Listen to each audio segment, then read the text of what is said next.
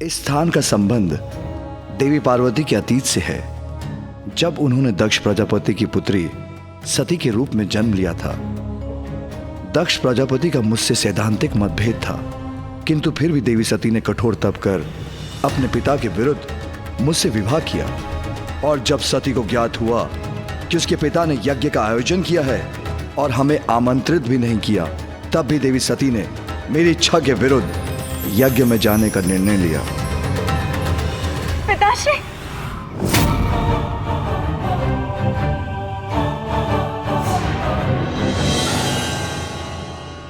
पिताश्री, पिताश्री ने मेरी ओर देखकर अपनी दृष्टि क्यों घुमा ली? प्रणाम।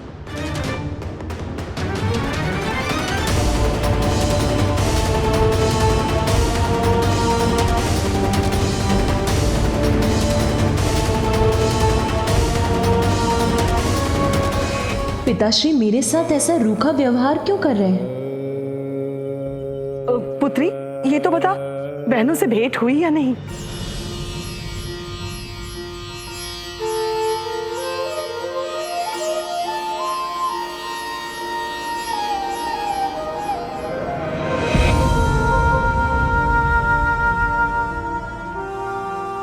देवी प्रसूति, सभी महत्वपूर्ण अतिथि आ चुके हैं, इसलिए हमें अब यज्ञ आरंभ करना चाहिए।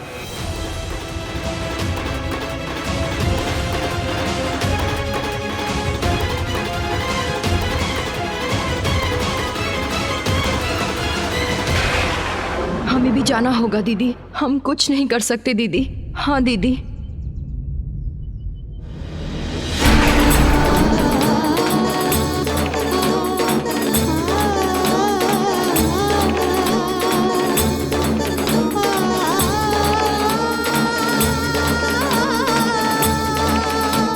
यहाँ तो सभी मुझसे बच रहे हैं।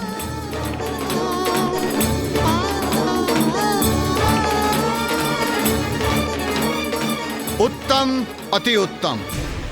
पिता श्री ब्रह्मदेव, नारायण, वरुण देव, इंद्रदेव, अग्निदेव, सूर्यदेव, सभी का हविष्य प्रस्तुत है यहां पर। ऋषि भृगु, यज्ञ आरंभ किया जाए।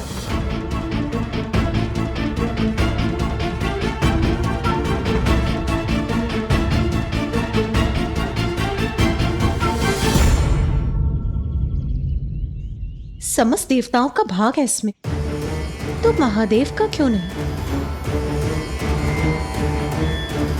प्रणाम पिताश्री। जिसे मैंने इस यज्ञ में आमंत्रित किया था, वही इस यज्ञ में उपस्थित हैं। तुम्हें मैंने आमंत्रित नहीं किया, फिर तुम यहां क्यों आई हो?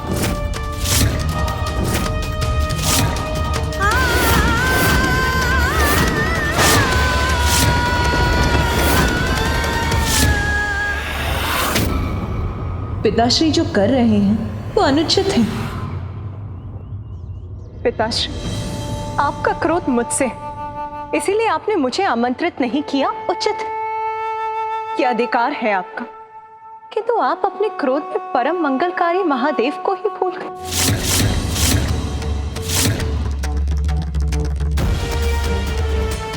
खुद जगत पिता महादेव, जिनके नाम का स्मरण सभी विकारों का नाश कर सर्वत्र पवित्रता का विस्तार करता है, जिनकी अनुपस्थिति से आपका ये यज्ञ अपवित्र, अपूर्ण रह जाएगा। शांत हो जाओ सती!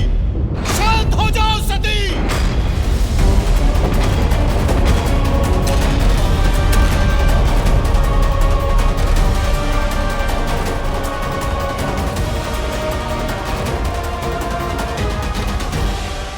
आप प्रतीक्षा ना करें ऋषि भृगु, यज्ञ आरंभ कीजिए।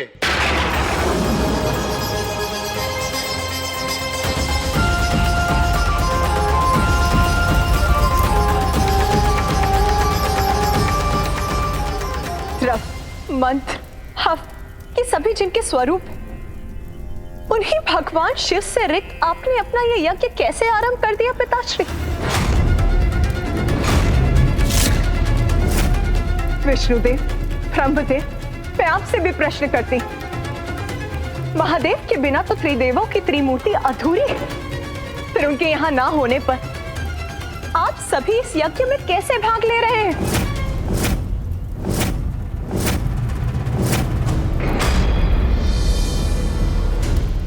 बिना निमंत्रण यहां आकर तुम मेरे भगवानों का, अतिथियों का अपमान करने का दुस्साहस कर रही हो।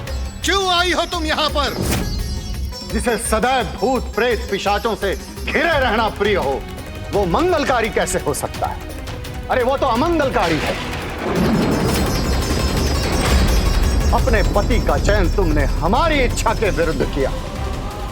जिसके प्रेम में अंधी होकर तुमने पिता पुत्री के संबंध का सम्मान नहीं किया, जिसके अवगुण नहीं देख पाती हो तुम, उस शिव की तुलना तुम मेरे भगवानों से कर रही हो। अरे वो शिव अमंगलीय है।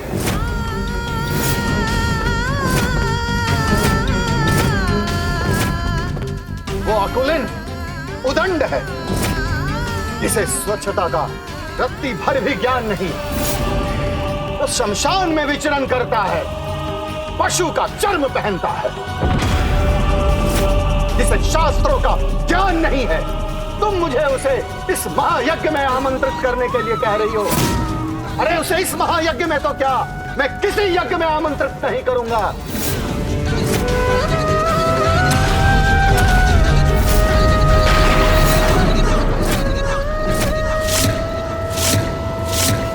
और हां, एक बात ध्यान से सुन लो।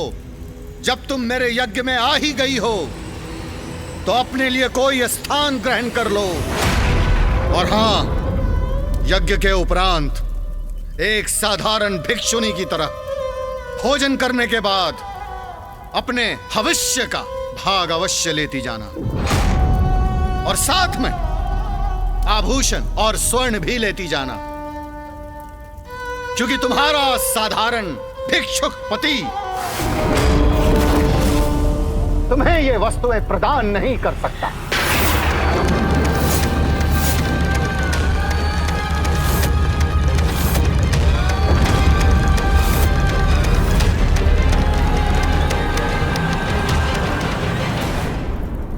जो बिना बुलाए कहीं जाते हैं वो अनादर के पात्र बनते हैं। ऐसा अनादर जो मृत्यु से भी अधिक कष्टदायी होता है। इच्छा जब हठ का रूप ले लेती है तो उसका परिणाम सदैव विनाशकारी होता है। सत्य कहा था स्वामी ने। अपने हठ में ये मैं कितनी बड़ी भूल कर बैठी। अब इतने अपमान के बाद मैं अपने स्वामी के पास किस मुख से लौटूंगी?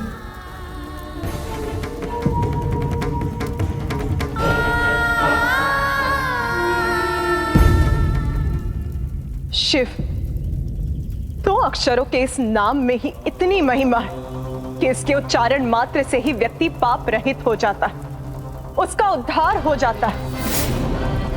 उस सर्वशक्तिशाली, अति पावन, पवित्र शिव को आपने अमंगलकारी कहने का दुस्साहस किया पिताश्री। वास्तव में अशिव तो आप हैं पिताश्री।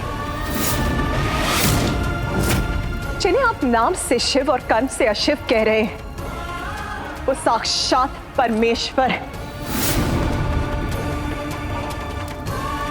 जो समस्त शास्त्र, समस्त नियमों, शुद्ध और अशुद्ध के भेद से परे, जिनके स्पर्श से गंगा भी पवित्र हो जाती, वो पवित्र कैसे हो सकते हैं? इसीलिए उन्हें अपवित्र कहने वाले उद्दंड और अकुलीन तो आप है पिता, आप है पिता, आप है पिता।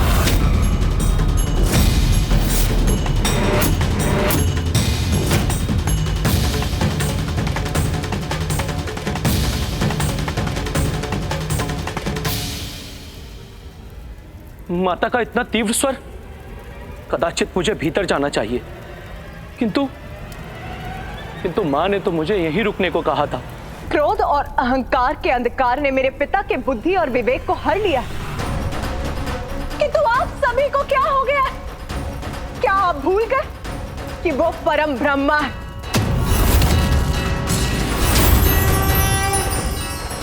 और यदि ये नहीं भूले हैं तो उनकी अनुपस्थिति में यहां क्यों हैं आप?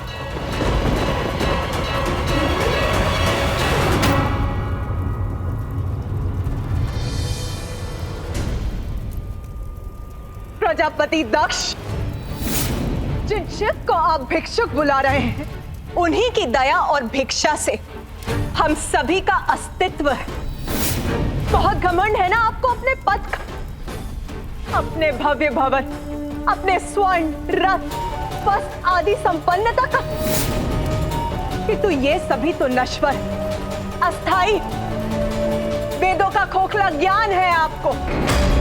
क्योंकि यदि आप वेदों का सार समझते तो आपको स्पष्ट हो जाता कि वेदों का सार उन 2 अक्षरों के नाम में स्थिर है, और वो नाम है शिव, और वो नाम है शिव, और वो नाम है शिव, और वो नाम है शिव।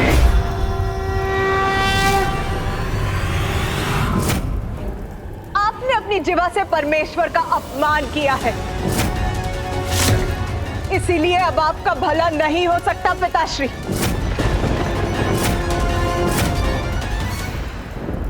जो महादेव की निंदा करता है और जो मौन रखकर उनकी निंदा को सुनता है, वो सभी महादेव के अपराधी हैं।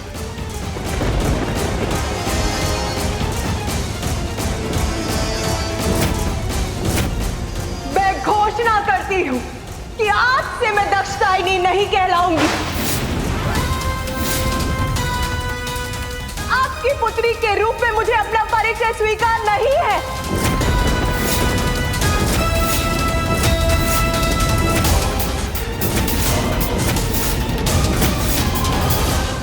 और सत्य तो ये कि अब मुझे जीवित रहने का अधिकार ही स्वीकार नहीं। नहीं, नहीं पुत्री। रुक जाइए देवी सती, ऐसा अनर्थ मत कीजिए। रुक जाइए देवी सती, रुक जाइए, रुक जाइए दीदी, ऐसा कुछ मत कीजिएगा।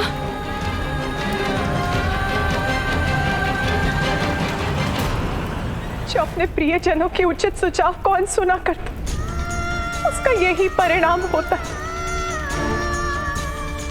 मैंने अपने स्वामी के शब्दों पर ध्यान नहीं दिया, इसीलिए मैं इस स्थिति की भागी हूं। आपके मुख से मेरे स्वामी, समस्त संसार के स्वामी के लिए जो अपमानजनक शब्द निकले, उसका कारण भी मैं ही बनी।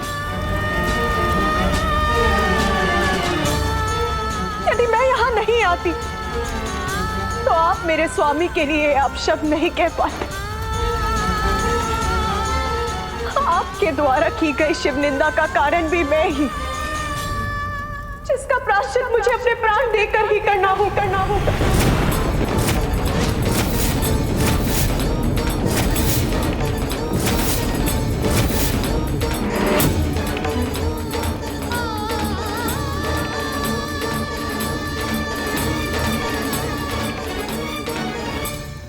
मुझे क्षमा कर दीजिए प्रभु, ऐसे दंड की अधिकारी।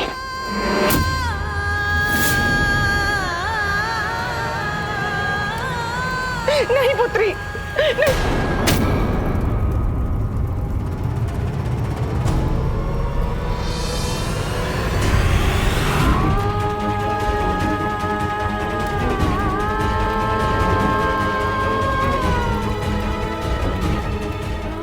मुझे क्षमा कीजिए स्वामी, किंतु आज की ग्लानि के साथ मैं जीवित नहीं रह सकती। सती नहीं बेटा।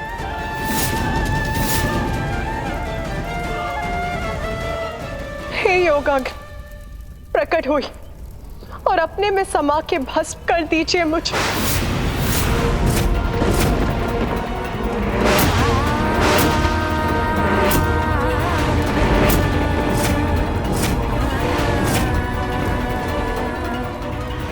रुकिए देवी सती, अपना आवाहन वापस ले लीजिए। रुक जाइए देवी सती, कृपया देवी रुक सती, जाइए। रुकिए देवी सती, देवी सती, अपना आह्वान वापस ले लीजिए। देवी सती, देवी सती रुक जाइए। दीदी, रुक जाइए दीदी, दीदी, नहीं, दीदी, स्वामी कुछ कीजिए। नहीं पुत्री,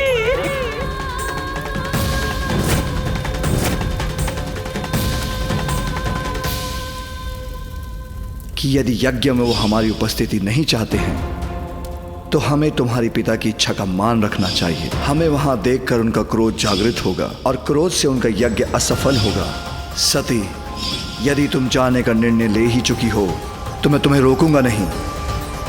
महादेव नाथ नाथ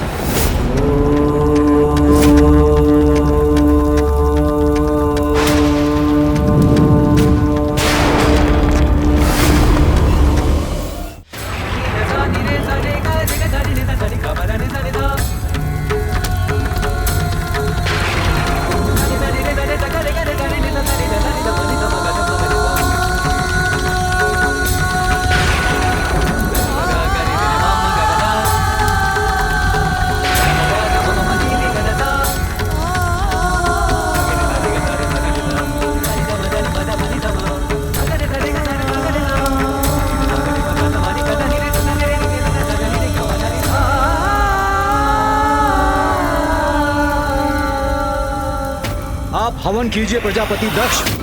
प्रारंभ हुए इस यज्ञ से आप उठ नहीं सकते। प्रजापति दक्ष अपने यज्ञ में महादेव का अपमान कर देवी सती के दाह का कारण बनने का अनर्थ किया है आपने। अब आपका अनिष्ट अवश्य होकर रहेगा। ये आकाशवाणी कैसी? किसका स्वर है ये? संपूर्ण सृष्टि, संपूर्ण प्रकृति का स्वर है ये। प्रकृति के कण कण ने आपको आपके भविष्य की चेतावनी दी है प्रजापति दक्ष।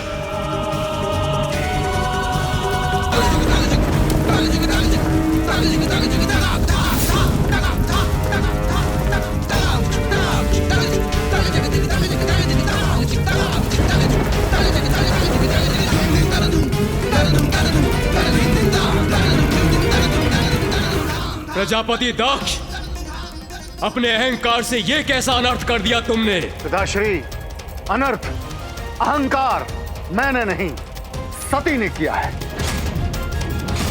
जो मेरे ही महायज्ञ में आकर अपने पति का गुणगान कर रही थी, मेरे निर्णय को अनुचित ठहरा रही थी, मेरे ही निवास स्थान में आकर, मेरे ही यज्ञ स्थल में आकर मेरे पूजनीय भगवानों का अपमान करने का दुस्साहस कर रही थी।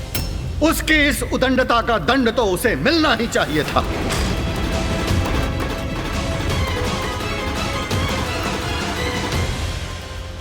मैं तुम्हारा पिता हूं, इसलिए यहां आया था, किंतु यहां जो कुछ भी घटित हुआ है उसके बाद मेरा यहां एक क्षण भी रहना अनुचित होगा। रुक जाइए ब्रह्मदेव।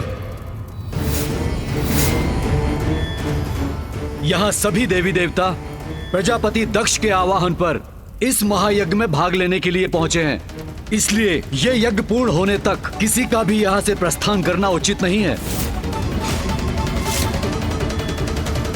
अपमान है ये यज्ञ वेदी का और इसे मैं कदापि सहन नहीं करूंगा।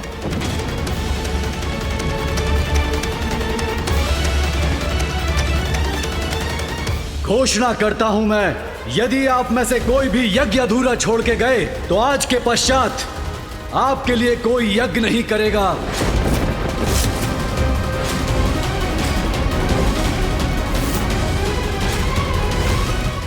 ऋषिवर की घोषणा स्पष्ट है पिताश्री, जब तक ये महायज्ञ संपन्न नहीं हो जाता कोई भी यहां से बाहर नहीं जा सकता।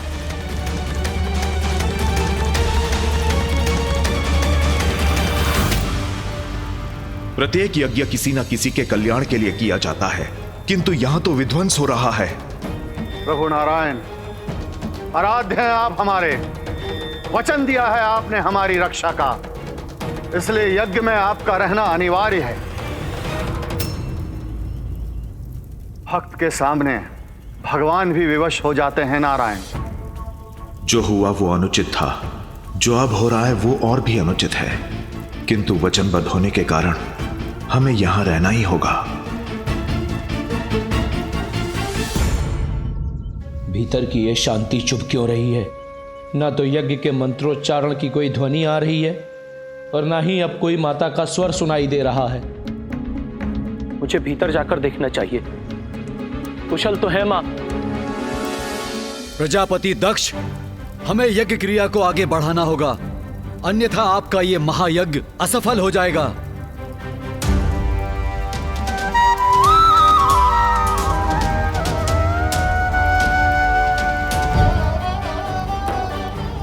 प्रतीक्षा ना करें ऋषिवर, यज्ञ आरंभ करें।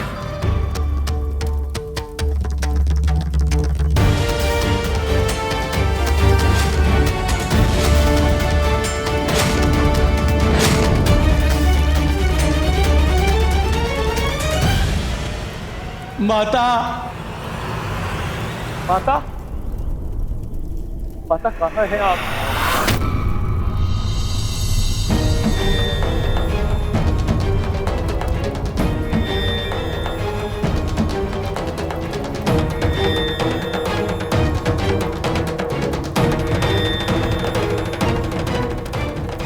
पुष्प के समान कोमल मेरी पुत्री को ये कैसा कष्ट भोगना पड़ रहा है। ये कैसा अनर्थ हो गया है।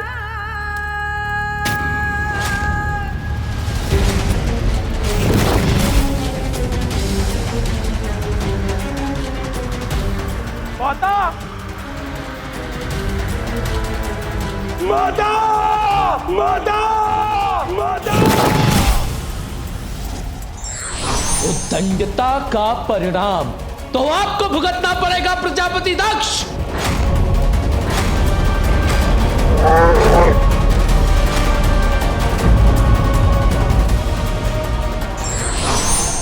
अहंकार व्यक्ति का सबसे बड़ा शत्रु होता है।